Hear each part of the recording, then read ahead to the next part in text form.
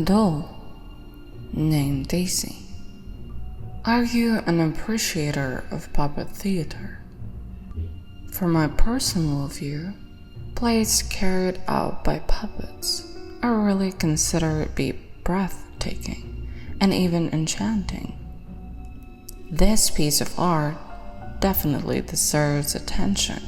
You are welcome to listen to a very mysterious narrative, the events of which happen mainly in the doll theater. Frank is a carpenter and the owner of a very old doll theater. In addition, he is widower but has a daughter, Daisy. The girl's mother came out of the family many years ago and left her husband and daughter. Frank missed her very much, but didn't forget to care about their common child. Now the girl is 10. She is well behaved, kind, and a bit modest. Her main hobby is to play with the dolls, which her father usually creates. Due to his lack of money, Frank doesn't have many opportunities to buy a lot of toys for a girl, thus creates them for Daisy himself. He truly loves the girl and aspires to be a good father for her.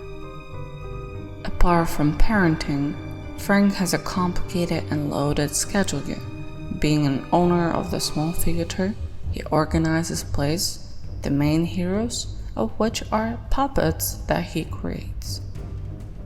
Today he came home rather late when he discovered that it was late. Asked his mom, Daisy's granny, to stay with her granddaughter a little. When Frank got back, Daisy was already in bed. Although she wasn't sleeping, Frank said goodbye to his mother, who needed to go, and went to Daisy's room. Daisy, why are you not sleeping, my dear? Hi, father. I was just waiting for you. My lovely. By the way, I have a present for you. What present, Daddy? Frank takes an adorable ready-made doll out of his bag. Here you are. Her name is Daisy. Wow, father, she is very similar to me. Suppose we have lots in common with her. Surely, dear. I made this doll in accordance with you and especially for you. Thanks, Daddy. Frank kissed his daughter, said goodnight to her, and left the room. Daisy hugged the doll and in some minutes was already sleeping. At that moment, the time is 12 p.m. The doll named Daisy wakes up and turns into a real creature, which reminds a human. Her appearance is similar to Daisy's, although the dolls are in the form of buttons, in the middle of which there is a cross. Long threads come out of her mouth. The doll smiles broadly.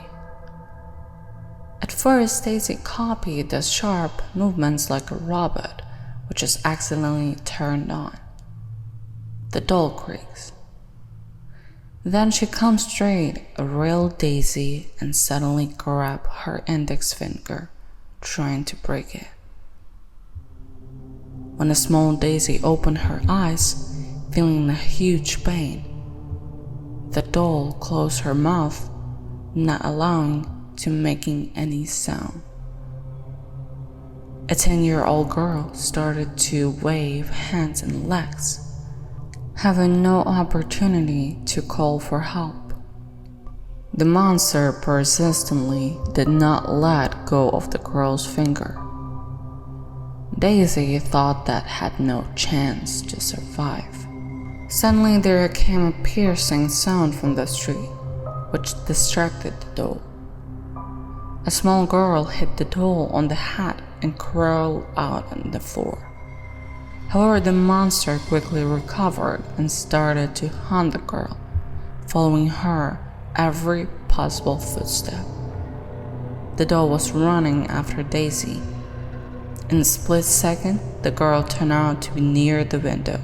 She eventually opened it and jumped out.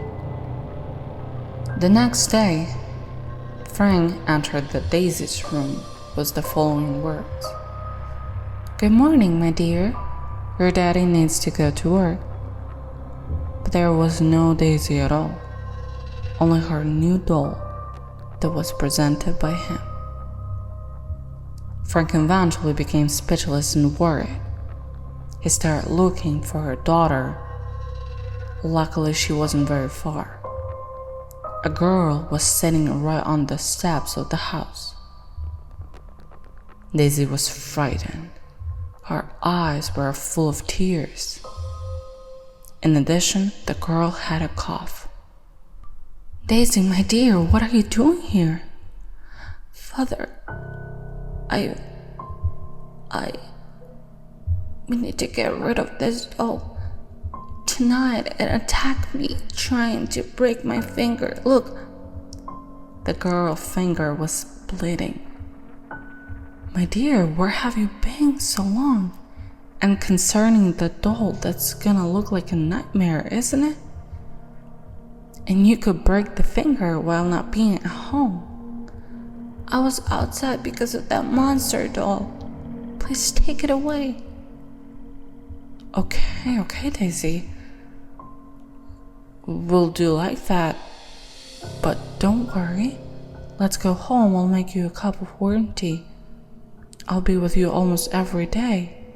But now I need to go for work approximately for 30 minutes, okay? "Okay, but Daddy, take the doll away from me, please."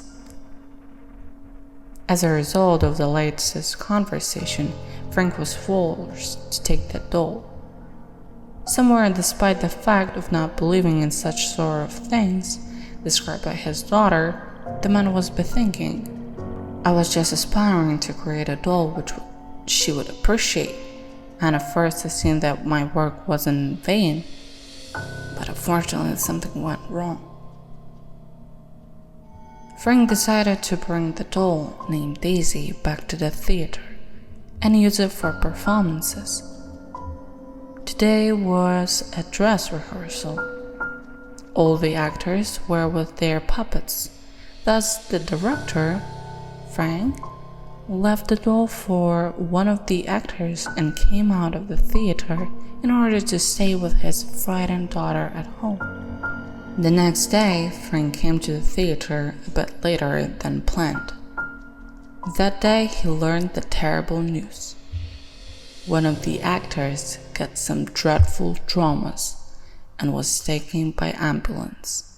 One of the witnesses was ready to explain everything to the director. "How did it happen?" asked Frank. "It was that terrible doll. While our rehearsal was carried out, it turned into a live creature." "What do you mean?" Frank wasn't aware of the situation. "It sounds like a rave, but when the doll somehow turned its head, the actor who was controlling it instantly received a neck injury. Then something similar happened but with his eye and legs. I understand that it's very hard to imagine, although it is a real truth. It seems like not an actor, but a doll started controlling him." "Where's the doll now?" "Was on the chair a minute." The witness came to the chair, but there was no doll in it. It has disappeared some hours ago." "Mr. Detroit! Mr. Detroit!" This is the name of the witness. Another actor was running to him. "What?" "Some hours ago, here was the director's mom, Mrs. Thailand. I suppose she could take the doll back, 'cause the name of her granddaughter was written on it." "Damn!" shouted Frank. "I didn't tell her about that." He ran straight to the exit. When he was already at home, quickly entered Daisy's room. his daughter was laying on the floor, unconscious and without a finger.